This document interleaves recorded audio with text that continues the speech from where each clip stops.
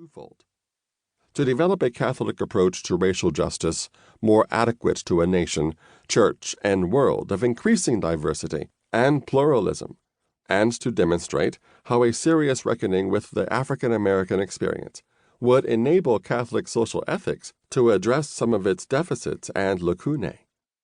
A word about the focus of this study. I concentrate on exploring racism from the perspective of the historic and continuing divisions in the United States between those social groups designated as Black and white Americans. I grant that a study that focuses upon these two racial groups is somewhat inadequate, especially given the increasing racial and ethnic diversity of the U.S. population.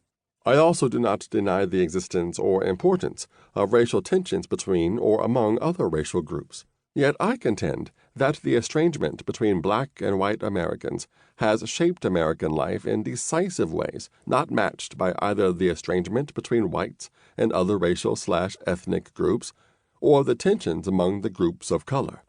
In this, I agree with sociologist Joe Fegan, who characterizes the relationship between blacks and whites as archetypal, meaning it is the original model on which whites' treatment of other non-European groups was patterned.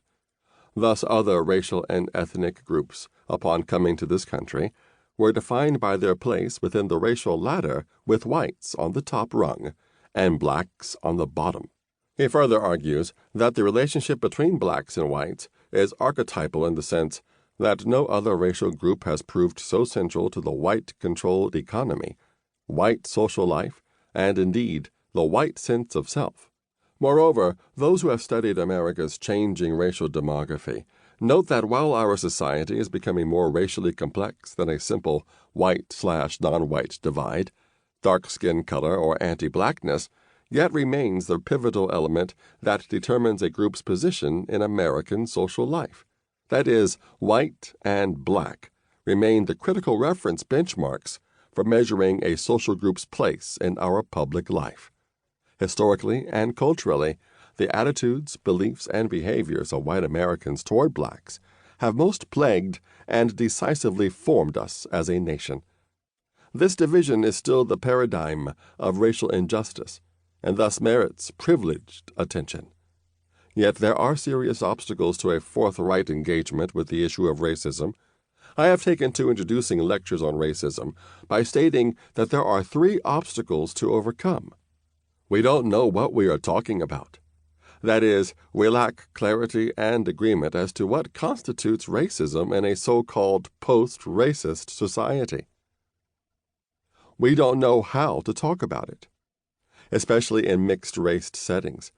The various racial and ethnic groups talk about race among themselves and in safe company, but we don't know how to talk about race productively in an interracial situation, where we often are inhibited by concerns of not wanting to appear insensitive, ignorant, or intolerant. And we really don't want to talk about it. That is, most Americans are very reluctant, even unwilling, to address the core reason for racial tensions and inequality in the United States, namely the fact that a specific racial group benefits from our nation's racial hierarchy. We don't want to talk about the core issues that an honest discussion of racial injustice or racial disparity would entail, fearing the personal and social changes that such honesty would demand.